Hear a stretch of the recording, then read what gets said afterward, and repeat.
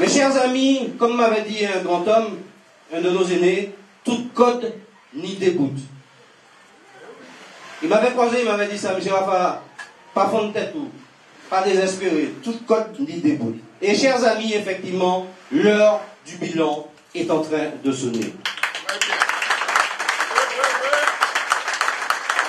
Le maire sortant devra rendre compte non seulement de ses 13 ans de mandat de maire, mais aussi bientôt de ses 14 ans de mandat de conseiller général que lui avait confié les Pirotins.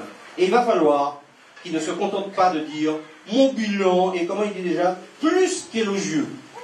Parce qu'il est à peu près l'un des rares persuadés de cela. Il faudra qu'il le prouve, tout simplement. Et au-delà de ses 13 ou 14 ans, il faudra aussi qu'il rende compte de ses 40 ans de politique à Saint-Pierre, parce que c'est bien de cela qu'il s'agit. Il paraît, c'est sa dernière trouvaille d'attaque personnelle, que je serais un vieux loup. Ça me flatte, parce que ça voudrait dire qu'il a un petit peu peur de moi. Mais pire, vieux cheval de retour. Vieux cheval de retour qui est arrivé en juin 2002. Madame Velaille peut témoigner au conseil municipal, alors que lui a été élu pour la première fois dans la majorité en 1977. Beaucoup d'entre vous l'ont oublié, ça fait 36 ans. Et qu'a-t-il fait comme proposition dont les Pirotins se souviendraient en 36 ans?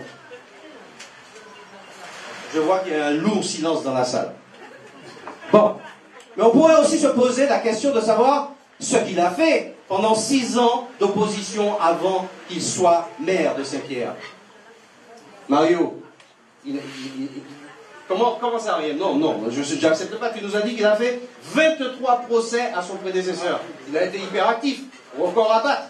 Donc ne disons pas qu'il n'a rien fait. Mais pour les Pirotins, bon, on pourrait se poser encore la question. Il est très content de lui-même. Mais aujourd'hui, Saint-Pierre souffre, et c'est la réalité. Et beaucoup de Pirotins souffrent de la situation de Saint-Pierre. Le maire sortant aime à dire qu'il est au corps à corps avec sa population.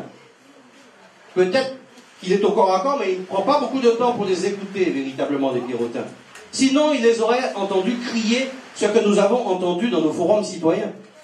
Il aurait entendu les Pirotins crier « Saint-Pierre sale !» Ici Rafa, « Mon petit moun, comment c'est moun Saint-Pierre ?»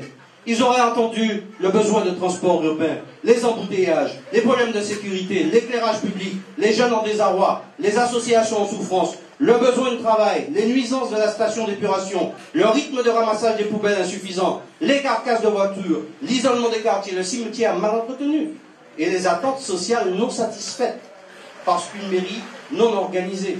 Je ne passe sur le clientélisme et sur le reste. La liste pourrait être encore très très longue.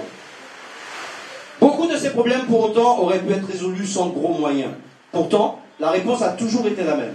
Moi, pas ni l'argent,